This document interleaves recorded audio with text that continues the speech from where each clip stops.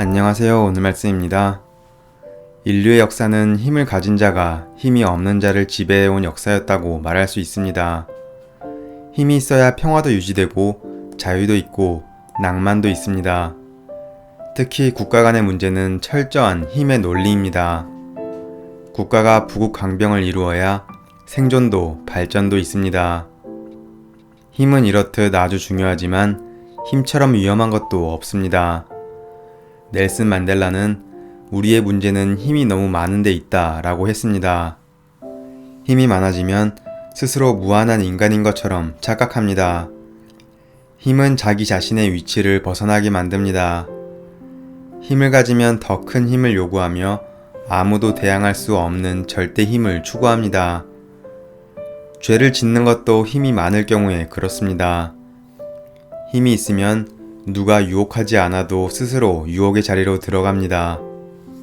그런 사람에게서 하나님은 종종 힘을 빼놓으십니다. 이것이 하나님의 은혜입니다.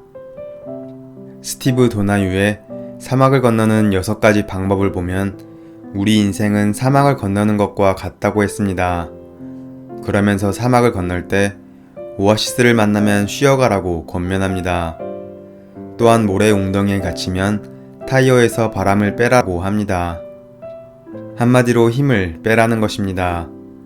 힘을 빼야 인생의 욕망 구덩이에 더욱 박히지 않습니다.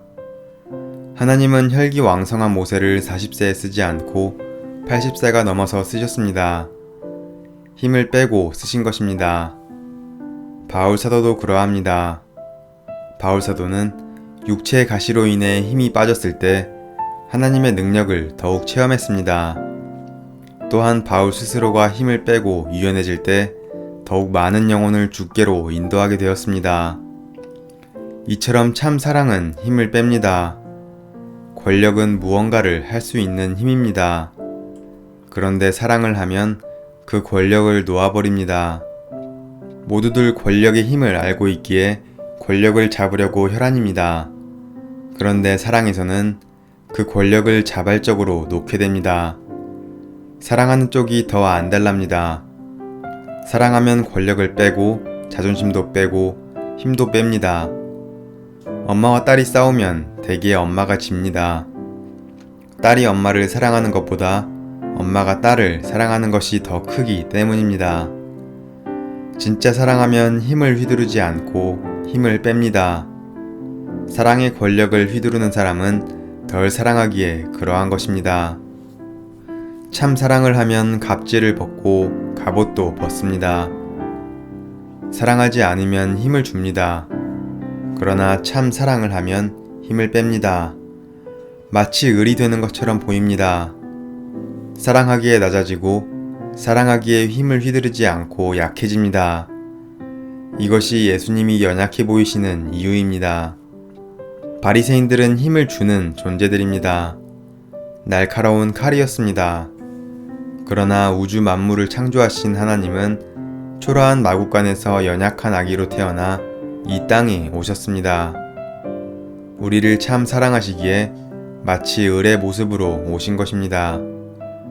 힘을 빼신 채 낮고 소망 없는 영혼들을 만나고 안아주셨습니다.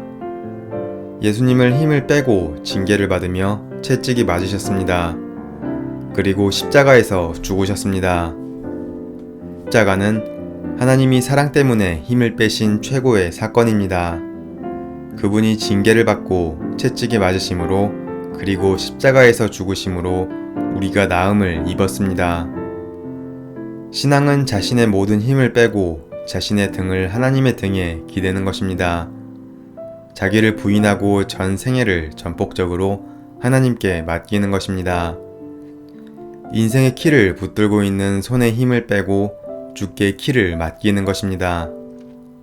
우리를 사랑하시기에 힘을 빼고 이 땅에 오신 하나님께 내 힘을 빼고 그분을 신뢰하는 것, 그것을 믿음이라고 합니다. 마음을 다하고 힘을 다하고 뜻을 다하여 하나님을 사랑하고 또 이웃을 사랑하는 우리가 되길 소망합니다.